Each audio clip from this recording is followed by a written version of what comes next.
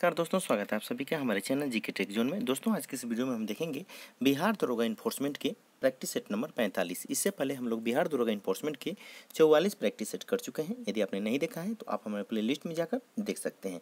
इसमें हम देखेंगे 100 क्वेश्चन के सेट्स जो कि आपके आने वाले एग्जाम्स के लिए बहुत ही ज़्यादा इंपॉर्टेंट है। तो दोस्तों कोशिश कीजिएगा इस वीडियो को लास्ट तक देखें। यदि वीडियो पसंद है तो वीडियो को लाइक कीजिएगा और आप लोगों से छोटी सी रिक्वेस्ट है, इस वीडियो को दोस्तों में ज़्यादा से ज़्यादा शेयर करें। और अभी तक आप हमारे चैनल पर नए हैं, चैनल को सब्सक्राइब नहीं किया है तो प्लीज़ चैनल को सब्सक्राइब कर लें और बेल आइकन का बटन जरूर दबाइएगा ताकि मैं जो भी वीडियो अपलोड करूंगा उसकी नोटिफिकेशन सबसे पहले आप लोगों तक पहुंचेगा, जिससे आप सभी वीडियो को देख पाएंगे। तो चलिए आज का मॉक टेस्ट शुरू करते हैं।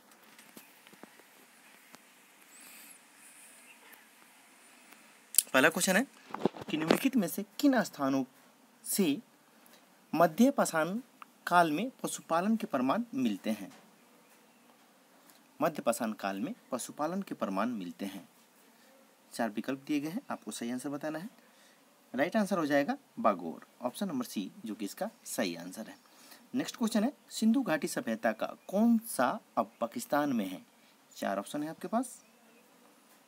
सही आंसर हो जाएगा हड़प्पा, ऑप्शन नंबर बी, जो कि इसका सही आंसर है। नेक्स्ट क्वेश्चन है, कहता है कि भारत में सिकंदर की सफलता निम्न कारणों से थी। इसे जूम आउट कर देते हैं ताकि इसका आप अच्छी तरह देख पाएं और इसका सही आंसर बता सकें। इसका राइट आंसर हो जाएगा, उस समय भारत में कोई केंद्रीय सत्ता नहीं थी। राइट, उसकी फौज बेहतर थी। राइट, उसे देशद्रोही शासकों से सहायता मिली। ठीक है, तो यानी पॉइंट नंबर 1, 2, 3। ठीक है, यहाँ पे इसका सही आंसर हो जाएगा ऑप्शन नंबर बी, यानी राइट आंसर। नेक्स्ट क्वेश्चन है, कहता कि कलहन की पुस्तक का नाम क्या है? इसका सही आंसर हो जाएगा राजतरंगिणी, जैसा कि आप लोग को मालूम होगा, ऑप्शन नंबर डी यहाँ इसका सही आंसर है। अगला प्रश्न है कि पृथ्वीराज रासो के लेखक हैं। सही आंसर हो जाएगा Chand Bardai, option number D is the right answer. अगला प्रश्न है कि विक्रमशिला नामक प्राचीन विश्वविद्यालय की स्थापना बंगाल के किस शासक ने की? सही आंसर हो जाएगा धर्मपाल ने, ऑप्शन नंबर ए। अगला क्वेश्चन है, कश्मीर का अकबर नाम से प्रसिद्ध सुल्तान था। सही आंसर हो जाएगा Sultan Zainul Abidin, option number D is the right answer. Next question है कि आदि ग्रंथ अथवा गुरु ग्रंथ साहिब का संकलन निम्नलिखित में से किसने किया था? सही आंसर हो जाएगा गुरु अर्जुन देव ने, ऑप्शन नंबर डी, जो कि इसका सही आंसर होगा। 1857 के विद्रोह के समय भारत का गवर्नर जनरल कौन था? सही आंसर हो जाएगा Lord Canning, option number C is the right answer. Asiatic Society of Bengal के संस्थापक थे। सही आंसर है sir William Jones, option number A is the right answer. Next question है, लोकमान्य बाल गंगाधर तिलक ने भारतीय स्वतंत्रता संग्राम की सेवा के उद्देश्य से कौन सा समाचार पत्र प्रारंभ किया था? सही आंसर हो जाएगा केसरी, ऑप्शन नंबर बी, जो कि इसका सही आंसर होगा। अगला क्वेश्चन देखते हैं, अखिल भारतीय कांग्रेस की प्रथम महिला अध्यक्ष थी। सही आंसर हो जाएगा Annie Besant, option number C, जो कि इसका सही आंसर होगा।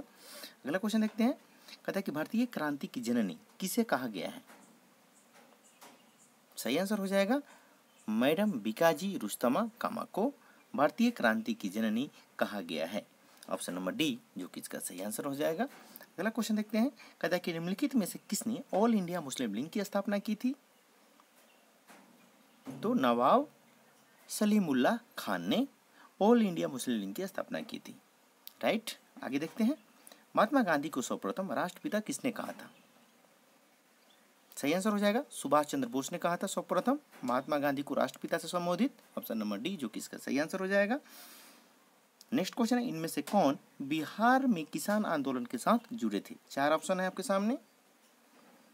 सही आंसर हो जाएगा Rajendra Prasad, doctor Rajendra Prasad, option number A, जो कि इसका सही आंसर हो जाएगा। नेक्स्ट क्वेश्चन है, वह कौन जगह थी जहां अखिल भारतीय किसान सभा का पहला अधिवेशन हुआ था? सही आंसर हो जाएगा लखनऊ। ध्यान दीजिएगा, अखिल भारतीय किसान सभा का पहला अधिवेशन कहाँ पे हुआ था? तो लखनऊ में हुआ था। अगला क्वेश्चन है, असहयोग आंदोलन के दौरान किसने पटना कॉलेज छोड़ा जबकि उसकी परीक्षा में केवल 20 दिन ही बचे थे?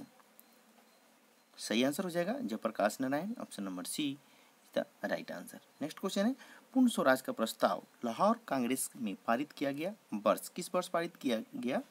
यह बताना है कि किस वर्ष में पारित किया गया था। तो 1929 में पारित किया गया था, ऑप्शन नंबर बी इसका सही आंसर होगा। कहता है कि नमक सत्याग्रह के समय गांधी जी की गिरफ्तारी हो जाने के बाद आंदोलन के नेता के रूप में उनका स्थान किसने लिया? सही आंसर हो जाएगा अब्बास तैयब जी ने लिया था, ऑप्शन नंबर ए। किसके द्वारा भारत श्रीलंका से अलग होता है? जैसा कि आप सभी को मालूम होगा, पाक जलडमरू मध्य, option number B is the right answer. Next question है, नीलगिरी पर्वतमाला किस राज्य में स्थित है? वह है तमिलनाडु, तमिलनाडु राज्य है, ऑप्शन नंबर ए इसका सही आंसर हो जाएगा। अगला क्वेश्चन है, भारत की सर्वोच्च पर्वत चोटी कौन सी है? सही आंसर है K2 Godwin Einstein, option number A is the right answer. अगला प्रश्न है, ध्यान दीजिएगा, कहता है कि निम्नलिखित भारतीय द्वीपों में कौन सा द्वीप भारत एवं श्रीलंका के मध्य है? तो वहाँ पे है आपका रामेश्वरम, ऑप्शन नंबर सी जिसका सही आंसर हो जाएगा। अगला प्रश्न है कि निम्न में से कौन धौलाधार श्रेणी क्षेत्र की प्रमुख जनजाति है? सही आंसर हो जाएगा गद्दी, option number B is the right answer. Next question है, गंगा के मैदान की पुरानी कच्छारी मिट्टी कहलाती है? ध्यान दीजिएगा, बांगर के नाम से जानते हैं, ऑप्शन नंबर बी इसका सही आंसर है। अगला क्वेश्चन है कि हरित क्रांति संबंधित है, तो किससे संबंधित है? जैसे कि आप सभी को मालूम है गेहूं उत्पादन से, ऑप्शन नंबर सी जो कि इसका सही आंसर हो जाएगा। अगला क्वेश्चन देखते हैं, कहता है कि नकदी फसल में सम्मिलित नहीं है, ध्यान दीजिएगा सम्मिलित नहीं है वो बताना है कि क्या सम्मिलित नहीं है, तो गेहूं, ठीक है। बाकी नकदी फसल में गन्ना, कपास और जूट सम्मिलित है, ठीक है, गेहूं सम्मिलित नहीं है, ऑप्शन नंबर डी जो कि इसका सही आंसर हो जाएगा, राइट। चलिए, गेहूं और चावल की फसल नकदी फसल ना होकर क्या है, ये खाद्य फसल है, ध्यान दीजिएगा फूड क्रॉप्स है, ओके। आगे देखते हैं, कहता है कि निम्नलिखित में से कौन सी एक खरीफ की फसल है? सही आंसर हो जाएगा सोयाबीन, ऑप्शन नंबर डी जो कि इसका सही आंसर होगा। नेक्स्ट क्वेश्चन है, भारत में सोयाबीन का अग्रणी उत्पादक कौन सा राज्य है? सही आंसर हो जाएगा Madhya Pradesh, option number B जो कि इसका सही आंसर है। चलिए अगला क्वेश्चन देखते हैं, कहता है कि ग्रेट ऑर्टिजन बेसिन किस देश में अवस्थित है? सही आंसर हो जाएगा ऑस्ट्रेलिया में अवस्थित है, ऑप्शन नंबर बी जो कि इसका सही आंसर है। अगला प्रश्न है, गोबी मरुस्थल किस देश में स्थित है? तो गोबी मरुस्थल जो है आपको मंगोलिया में स्थित है, right, option number C. Next question है, कहता है इनमें से कौन सा देश भारत के साथ लंबी स्थलीय सीमा बनाता है? सही आंसर हो जाएगा बांग्लादेश, ऑप्शन नंबर सी जो कि इसका सही आंसर होगा। अगला क्वेश्चन देखते हैं कि निम्न में से किसके साथ इजराइल की साझी सीमाएं हैं? सही आंसर हो जाएगा लेबनान, सीरिया, जॉर्डन और मिस्र, option number A is the right answer. अगला क्वेश्चन है कि निम्न में से कौन सा एक स्थलरुद्ध देश है? सही आंसर हो जाएगा हंगरी, ऑप्शन नंबर बी जो कि इसका सही आंसर होगा। अगला प्रश्न है, ध्यान दीजिएगा, चलिए इसे जूम आउट कर देते हैं ताकि आप अच्छी तरह देख पाएं और इसका सही आंसर बता सकें। इसे जूम आउट कर देते हैं। कहता है कि कोल इंडिया लिमिटेड के संबंध में निम्नलिखित कथनों पर विचार कीजिए। चारों पॉइंट को अच्छी तरह पढ़ेंगे और सही आंसर बताएंगे। वीडियो को पॉज कर लें।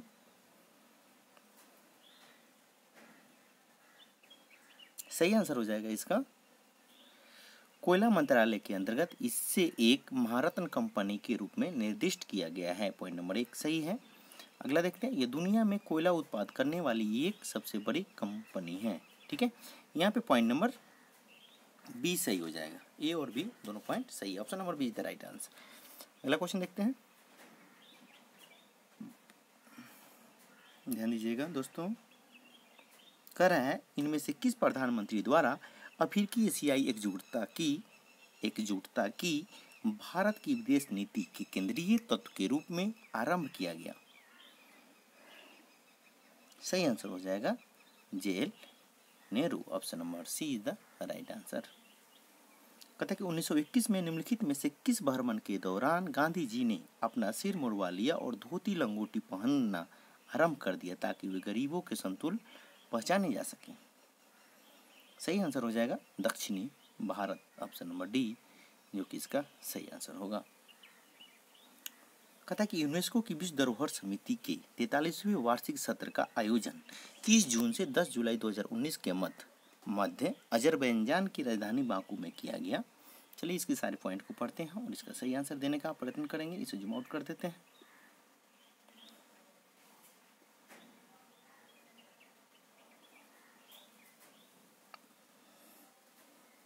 वीडियो को पॉज कर लें और अच्छी तरह पढ़ लें। देखिए इसका सही आंसर हो जाएगा पॉइंट नंबर 1, 2 और 3, ये तीनों सही है। ऑप्शन नंबर डी यहाँ पे इसका सही आंसर होगा। अगला क्वेश्चन देखते हैं, ध्यान दीजिएगा दोस्तों। कहता है कि मुंबई स्थित टाटा मूलभूत अनुसंधान संस्थान के वैज्ञानिकों ने नैनो प्रौद्योगिकी की तकनीकी का प्रयोग कर सुनहरे स्वर्ण गोल्डन गोल्ड को ब्लैक गोल्ड में रूपांतरित करने में सफलता प्राप्त की। सही आंसर देंगे, अच्छी तरह पढ़ लें इसे।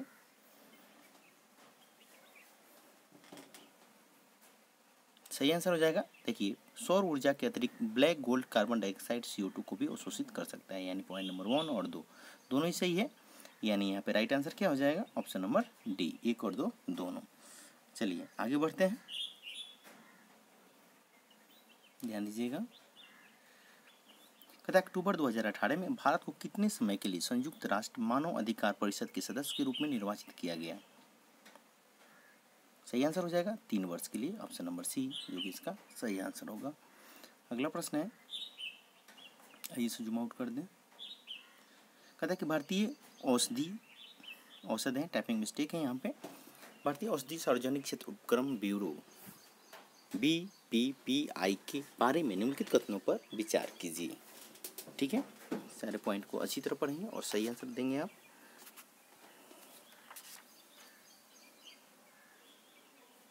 राइट आंसर हो जाएगा पॉइंट नंबर 1 और 2 दोनों सही है, यानी ऑप्शन नंबर सी इसका सही आंसर हो जाएगा।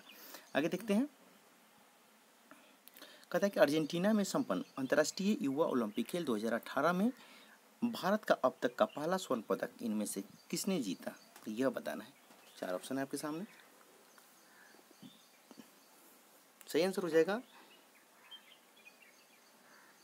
जेरेमी लालरिनुगा। ठीक है, ऑप्शन नंबर सी जो कि इसका सही आंसर है। अगला क्वेश्चन देखते हैं।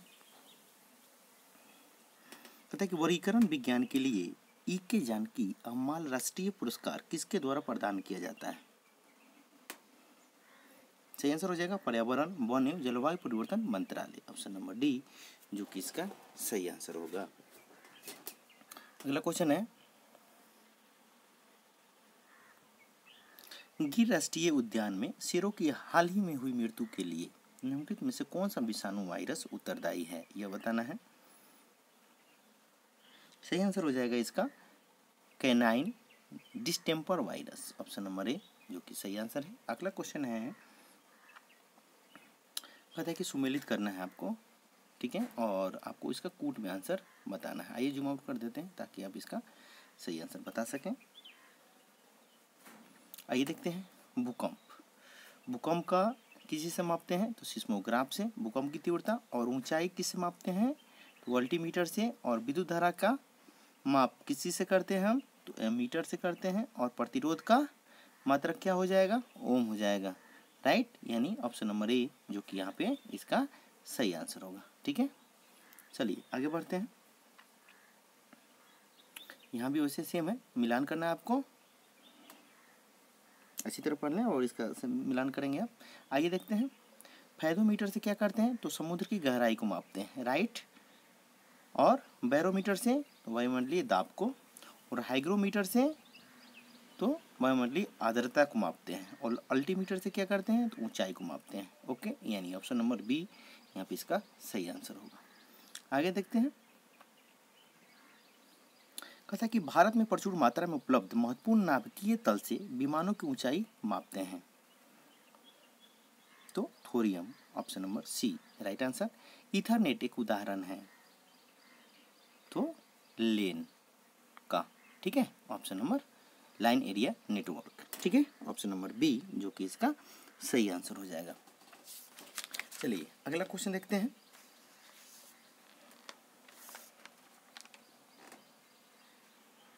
कहता है कि गॉड पार्टिकल है, तो क्या है यह? तो हिग्स बोसान, ठीक है, ऑप्शन नंबर बी जो कि सही आंसर है। अगला क्वेश्चन देखते हैं। देखिए दोस्तों, यदि आप चाहते हैं कि इसके हम डिस्कशन भी इस सारे क्वेश्चनों का कराएं तो आप कमेंट सेक्शन में कमेंट करके ज़्यादा से ज़्यादा अगर कमेंट्स आते हैं तो विचार करूँगा ताकि आप लोग का 100 क्वेश्चन का फुली डिस्कशन कराया जाए। और वीडियो को ज़्यादा से ज़्यादा लाइक करें और कमेंट सेक्शन में ज़रूर बताइएगा। चलिए आइए अगला प्रश्न देखते हैं। एटम में न्यूट्रॉन की खोज किसने की थी? सही आंसर हो जाएगा चैडविक ने, option number B right answer.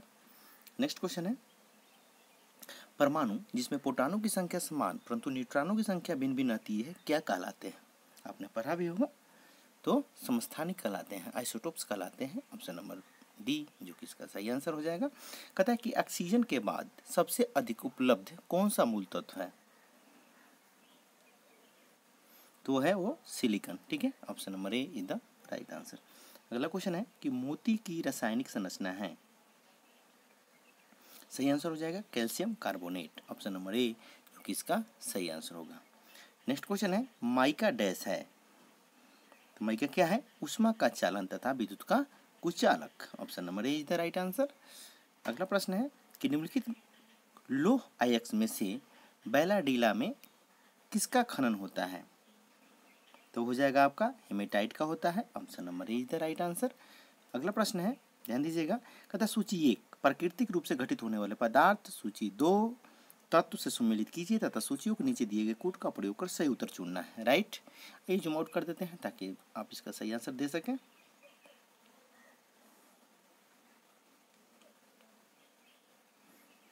आइए मिलान करते हैं इसका। हीरा किस चीज़ का प्रूफ है? तो कार्बन का, राइट। और संगमरमर तो यह कैल्शियम, बालू आपका हो जाएगा सिलिकॉन, और मानिक क्या हो जाएगा? एल्यूमिनियम के, यानी ऑप्शन नंबर डी जो कि आपका सही आंसर होगा। राइट, आगे बढ़ते हैं।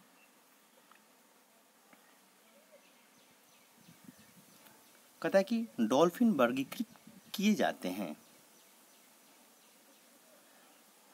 सही आंसर हो जाएगा स्तनी में, option number D is the right answer. Next question है, घटपर्णी के निम्नलिखित भागों में से कौन सा एक घट में रूपांतरित होता है? सही आंसर हो जाएगा पत्ता, ऑप्शन नंबर बी जो कि इसका सही आंसर है।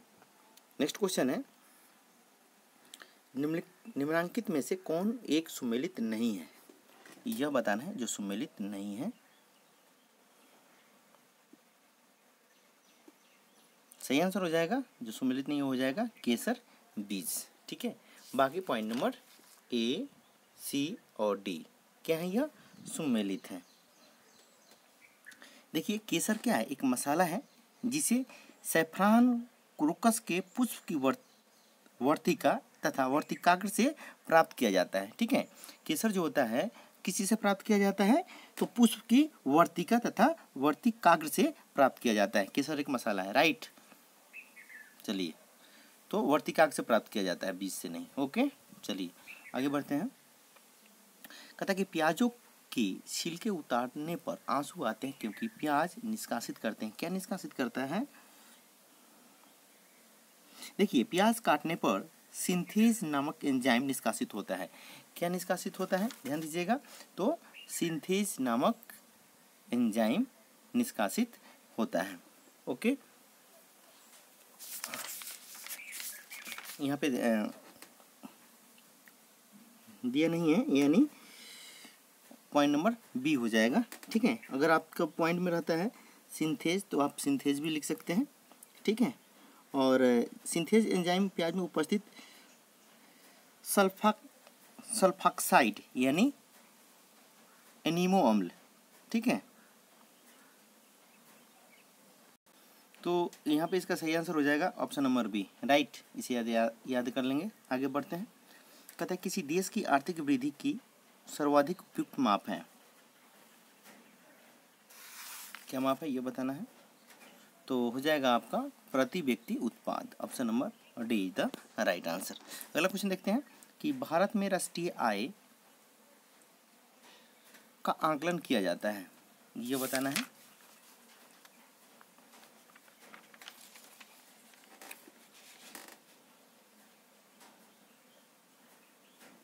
तो देखिए इसका जो आकलन किया जाता है वह किया जाता है केंद्रीय सांख्यिकी संगठन CSA के द्वारा भारतीय राष्ट्रीय आय का, टाइपिंग मिस्टेक है यहाँ पे, आकलन किया जाता है, राइट। ऑप्शन नंबर डी यहाँ पे सही आंसर हो जाएगा। आगे देखते हैं। पता है कि प्रथम पंचवर्षीय योजना की प्राथमिकता क्या थी। तो क्या प्राथमिकता थी, कृषि का विकास था उस समय। चलिए नेक्स्ट क्वेश्चन है कि भारत में कागजी मुद्रा प्रथम बार कब शुरू की गई थी। तो 1862 में शुरू की गई थी, ऑप्शन नंबर ए राइट आंसर। नेक्स्ट क्वेश्चन है नरसिम्हम समिति का संबंध है, किस चीज से संबंध है। तो हो जाएगा आपका बैंकिंग संरचना सुधारों से, ठीक है, ऑप्शन नंबर सी जो कि इसका सही आंसर होगा। अगला प्रश्न है रंगराजन समिति का गठन किस लिए किया गया था। सही आंसर हो जाएगा बैंकिंग सुधार के लिए, राइट। अगला क्वेश्चन है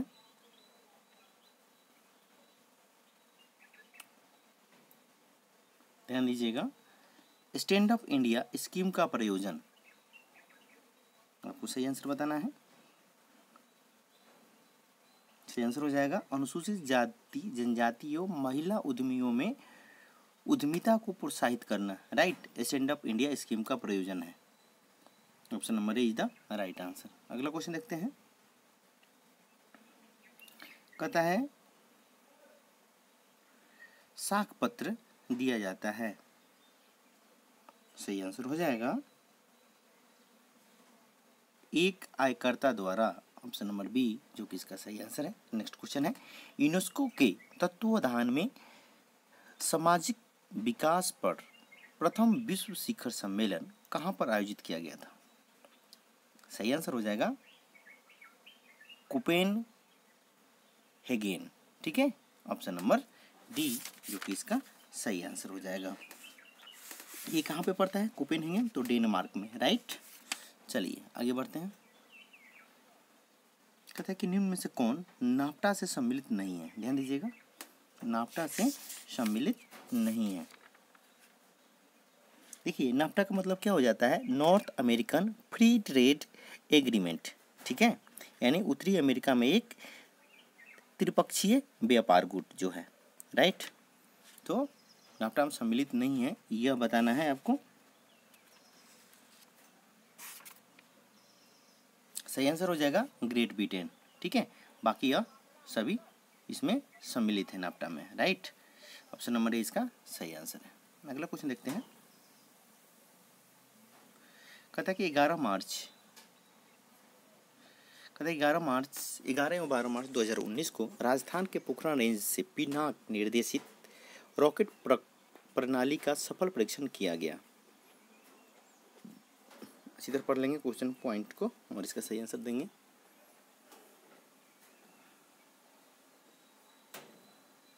सही आंसर हो जाएगा, देखिए पिनाक के उन्नत संस्करण को दिशा निर्देशन प्रणाली गाइडेंस से लैस किया गया है। इससे इसकी मारक क्षमता 70 किलोमीटर हो गई है, राइट। पिनाक एक विश्वस्तरीय मल्टी बैरल रॉकेट प्रक्षेपण प्रणाली है, ठीक है, यानी पॉइंट नंबर 1 और 2 क्या है, दोनों ही सही है यहाँ पे, ठीक है, यानी 72 का option number C right answer है। जूम आउट कर देते हैं ताकि आप अच्छी तरह देख पाएँ। चलिए कहता है 18 अप्रैल 2019 को अमेरिका में वर्जीनिया स्थित वाल्पस उड़ान सुविधा की मिड अटलांटिक रीजनल एयरपोर्ट से नासा में व्यापारिक साझेदारी नॉर्थरोप गुम्मान के एंटारेंस रॉकेट ने उड़ान भरी।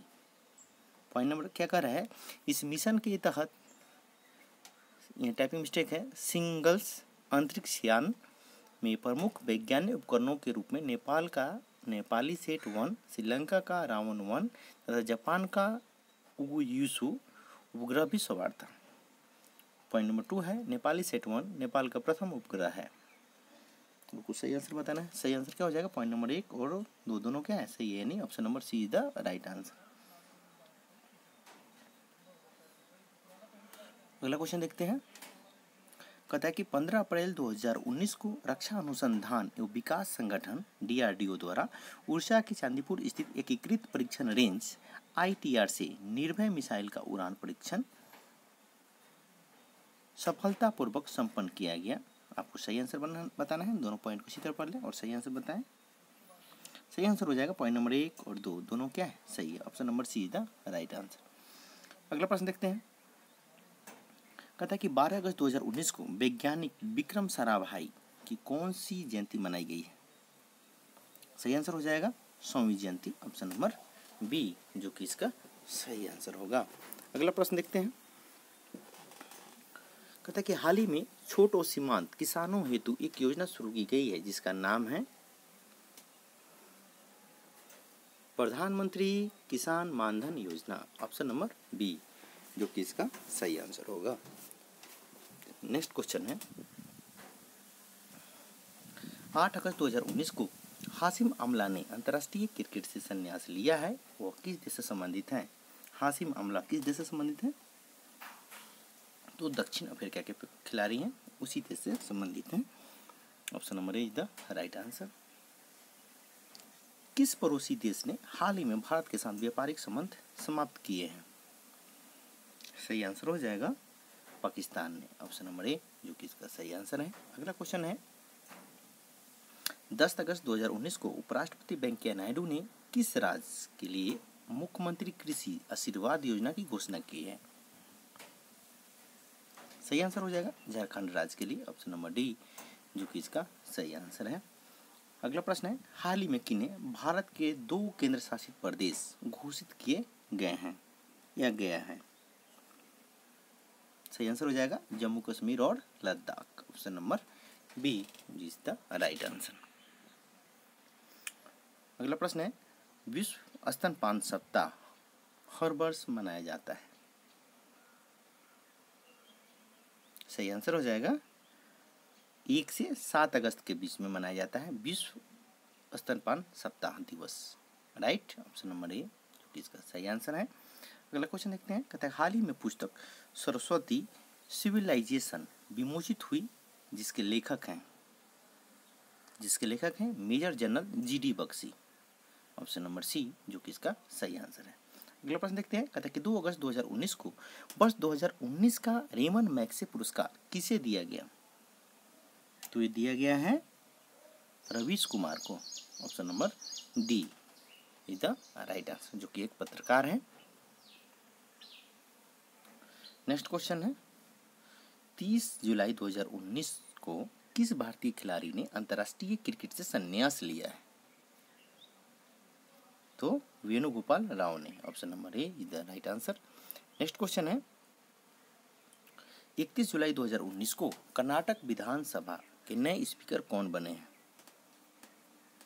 सही आंसर हो जाएगा Vishweshwar Hegde, option number C is the right answer. अगला क्वेश्चन है। कहता है कि 30 जुलाई को मुथुलक्ष्मी रेड्डी की 133वीं जयंती मनाई गई, वो क्या थी यह बताना है। 4 ऑप्शन है आपके सामने। तो भारत की पहली महिला विधायक, ठीक है, मुथुलक्ष्मी रेड्डी, ध्यान दीजिएगा, उसकी 133वीं जयंती मनाई गई है 30 जुलाई को, option number A is the right answer. अगला क्वेश्चन है। निम्न में से कौन सा तंत्र सही सुमेलित नहीं है यह बताना है। ग्रीन हाउस गैस और इसका स्रोत जो सुमेलित नहीं है वो बताना है।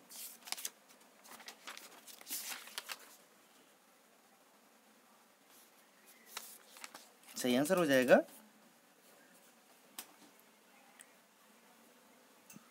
क्लोरोफ्लोरोकार्बन ऑटोमोबाइल, ठीक है, option number B is the right answer. बाकी ये तीनों क्या है? Point number A, B, A, C और डी जो कि सुमेलित है। ऑप्शन नंबर बी सुमेलित नहीं है। चलिए आगे बढ़ते हैं। कहते हैं कि ऊपरी वायुमंडल की ओजोन परत का क्षरण निम्नलिखित में से किससे हो रहा है? सही आंसर हो जाएगा chlorofluorocarbon. Option number C is the right answer.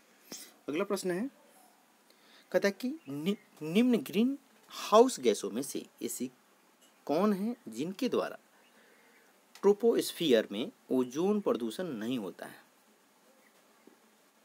सही आंसर हो जाएगा carbon monoxide. Option number B जो कि इसका सही आंसर है। अगला प्रश्न है, India state of forest report 2017 के अनुसार देश के कुल भौगोलिक क्षेत्रफल का कितना प्रतिशतांश वनों के अंतर्गत है? सही आंसर हो जाएगा 21.54%। Option number C is the right answer.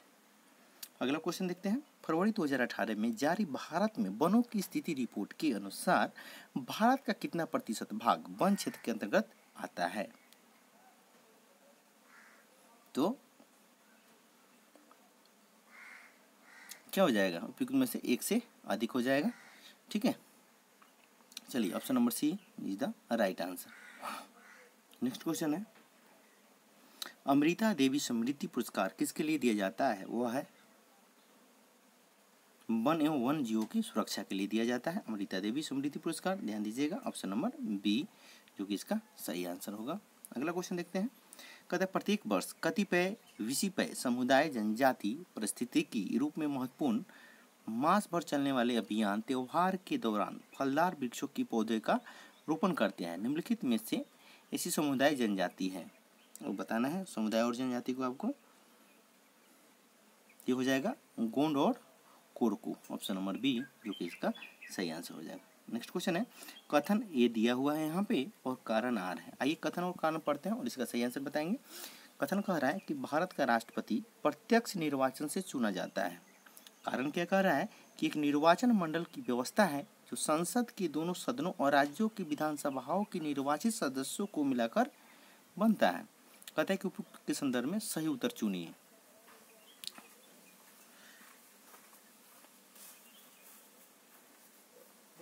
ठीक है, कथन और इसका कारण है। और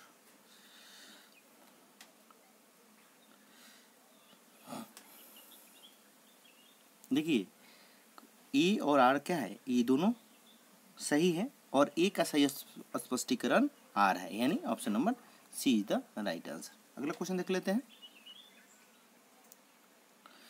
कहता है कि राष्ट्रपति के निर्वाचन मंडल के सदस्य होते हैं, तो सही आंसर हो जाएगा संसद के दोनों सदनों के निर्वाचित सदस्य। ओके, और सभी राज्यों की विधानसभाओं के निर्वाचित सदस्य होते हैं राष्ट्रपति के निर्वाचन मंडल के सदस्य। ओके, यानी पॉइंट नंबर 1 और 3 दोनों सही है, यानी ऑप्शन नंबर बी इसका सही आंसर हो जाएगा। ठीक है, नहीं सॉरी माफी चाहूँगा। कहता है कि राष्ट्रपति के निर्वाचन मंडल के सदस्य होते हैं। पॉइंट नंबर 1 यहाँ पे देखते हैं कि संसद के दोनों सदनों के निर्वाचित सदस्य होते हैं। ठीक है, राष्ट्रपति निर्वाचन मंडल के लिए। और उसके बाद है कि सभी राज्यों की विधान सभाओं के निर्वाचित सदस्य होते हैं। ओके, और दिल्ली और पुडुचेरी विधानसभाओं के निर्वाचित सदस्य। ओके, यानी पॉइंट नंबर डी। ठीक है, 1, 3 और 4 ऑप्शन नंबर डी इसका सही आंसर हो जाएगा। अगला क्वेश्चन देखते हैं। राष्ट्रपति के उम्मीदवार के लिए क्या आवश्यक नहीं है? पढ़ा लिखा हो। ठीक है, यह आवश्यक नहीं है। आयु 35 वर्ष हो, सांसद चुने जाने की योग्यता रखता हो और देश का नागरिक हो। ठीक है, पॉइंट नंबर ए, सी और डी तीनों सही है। और ऑप्शन नंबर बी आवश्यक नहीं है कि पढ़ा लिखा ही हो। ओके, चलिए नेक्स्ट क्वेश्चन देखते हैं। भारत के संविधान में निर्धारित किए गए लोकसभा के सदस्यों की संख्या अधिकतम हो सकती है कितनी? 552। Option number C is the right answer. अगला क्वेश्चन है कि निम्न में से किस राज्य में सर्वप्रथम लोकायुक्त कार्यालय की स्थापना हुई थी? सही आंसर हो जाएगा महाराष्ट्र। ऑप्शन नंबर ए जो कि इसका सही आंसर है। अगला क्वेश्चन देखते हैं। कहता है कि राष्ट्रीय मानव अधिकार आयोग के अध्यक्ष एवं सदस्यों की नियुक्ति समिति के नियम में से कौन सदस्य नहीं होता है? सही आंसर हो जाएगा राज्यसभा का सभापति। Option number B is the right answer. अगला क्वेश्चन है कि भारत के संविधान के अनुच्छेद 82 के अनुसार लोकसभा की सीटों पर राज्यों के मध्य आवंटन देश जनगणना के आधार पर है।